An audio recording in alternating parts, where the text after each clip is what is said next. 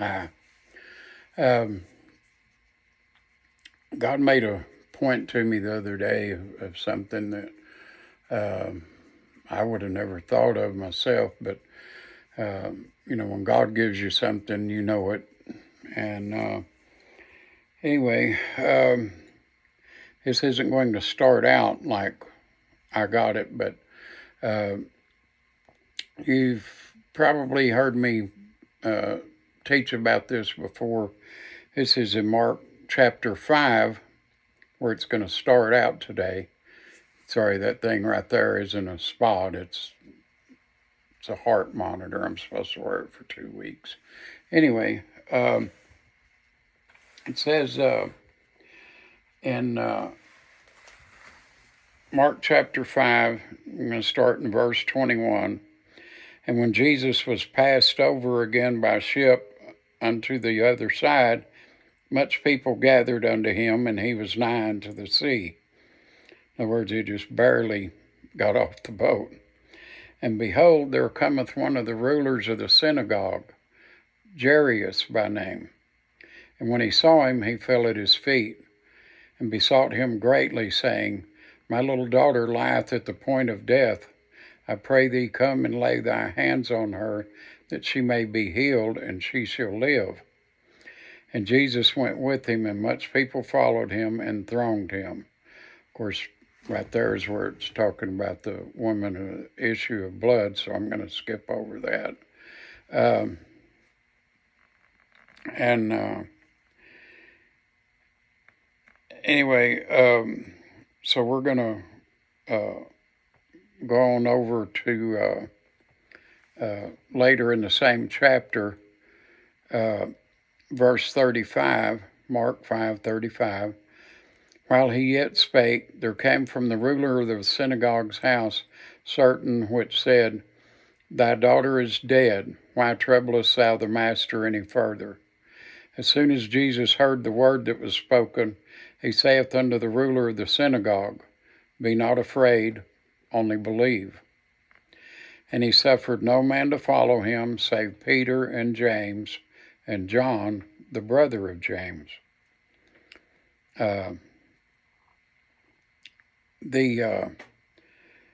He's identifying these people, a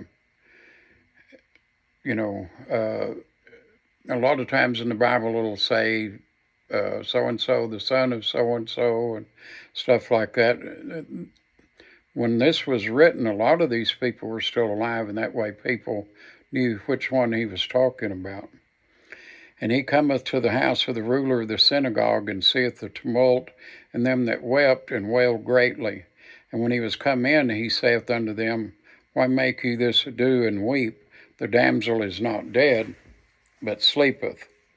And they laughed him to scorn.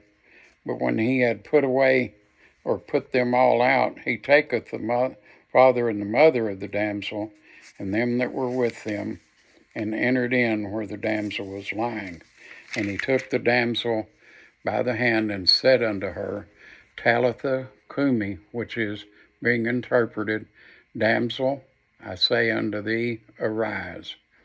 And straightway the damsel arose and walked, for she was of the age of 12 years. And they were astonished with the great astonishment. And he charged them straitly that no man should know it, and commanded that something should be given her to eat. Now, what's important about this right here is, as I've said before, these people thought Jesus was crazy when he said she's not dead, she's just asleep. And the reason they thought that, because in their mind they were thinking, come on, dude, I know what death looks like. I know what it is. And if you think she's sleeping and you hadn't even seen her, there's something wrong with you, buddy. But they knew death, but Jesus knows life. What brought this all up, I was in a store the other day, well, 2 stores. One had a lot of that Halloween junk, witches, ghosts, graves looking things and all that kind of stuff. And it reminded me of what Halloween is known by in Mexico. It's Dia de la Muerte. It translated means Day of the Dead. We went to another store and they had Christmas decorations out. Of course, a lot of it didn't really have anything to do with the birth of Christ, but still, it was about Christmas. They had the figures from the Nutcracker Suite and all that stuff. But still, it was about Christmas. And God told me then the same thing I just told y'all. We as humans, we know death, just like Halloween. That's death. But Jesus knows life. And I'm about to read you something that will tell the basic difference between Jesus and Satan. And of course, Satan pushes death. He wants everybody to die in their sin so they'll be down there in hell. He likes increasing hell almost as much as I like increasing heaven. I want all of y'all to be saved. If you're not saved, please do it. All you have to do is accept Jesus into your heart and then do what he says. Read your Bible and learn from him.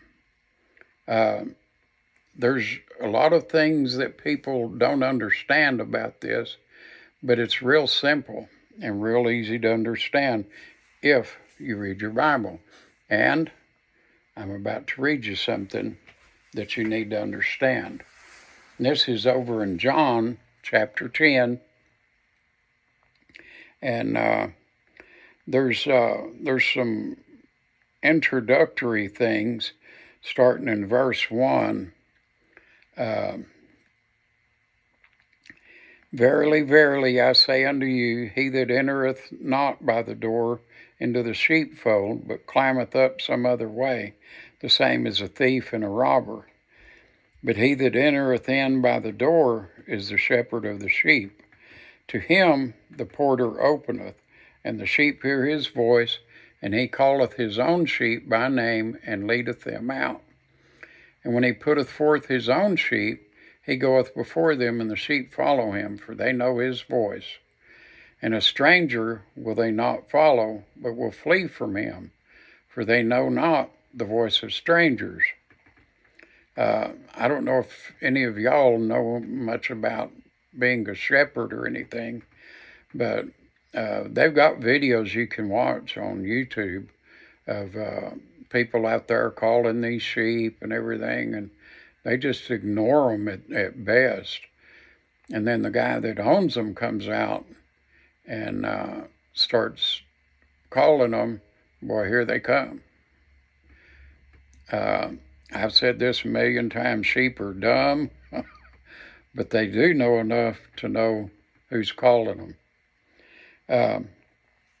Then in verse 6 it says, This parable spake Jesus unto them, but they understood not what things they were which he spake unto them. Then said Jesus unto them again, Verily, verily. It's like, listen up, people, this is important. I used to go to those police schools, and instructor a lot of times would say, and over here in blah, blah, blah, blah, blah, and I would remember this. In other words, that's going to be on the test. And so Jesus is basically saying, you should remember this. I say unto you, I am the door of the sheep. All that ever came before me are thieves and robbers, but the sheep did not hear them. I am the door. By me, if any man enter in, he shall be saved, and she'll go in and out and find pasture. Here, in this one verse, tells the basic difference between Jesus and Satan. This is verse 10. The thief cometh not, but for to steal, and to kill, and to destroy. That's Satan. Jesus is talking, I am come that they might have life, and that they might have it more abundantly. And he brings it all down in verse 11. I am the good shepherd. The good shepherd giveth his life for the sheep.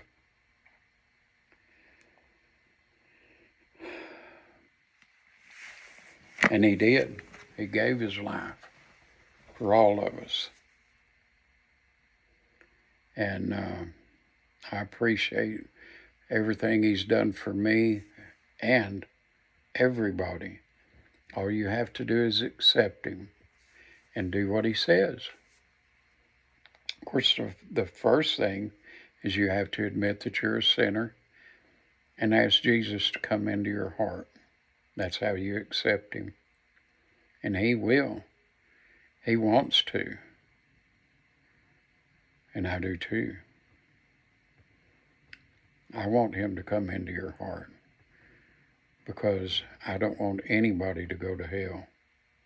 The only thing you need to know about hell, about just how miserable it is when he's talking about the rich man and Lazarus, not the Lazarus that he raised from the dead. Lazarus was in comfort. He was being held like a little baby. And the rich man was in hell, and he said, ask Lazarus to dip his finger in water and touch my tongue. Does that sound like a good place? Does that sound like a place you want to be? I guarantee you it's not.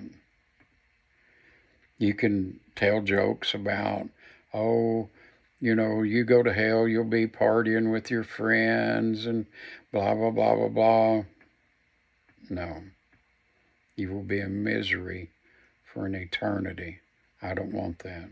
God doesn't want that. He wants all of you to go to heaven. A lot of you won't. A lot of you have already stopped listening to this video. But please, if you're still listening and you're not saved, get saved. And do the baptism. That's a public declaration of faith. And then read your Bible and go to church. Don't do like a lot of people and say, well, you know, you don't have to go to church, go to heaven, blah, blah, blah, blah, blah. Well, I've got something else for you here. You need to pay attention in church. And the first thing is you have to be saved to actually get something out of it, something good out of it. It's like the saying goes, going to church doesn't make you a Christian any more than standing in your garage makes you a car. Get saved, pay attention, read your Bible. I love y'all. See you next time. Bye.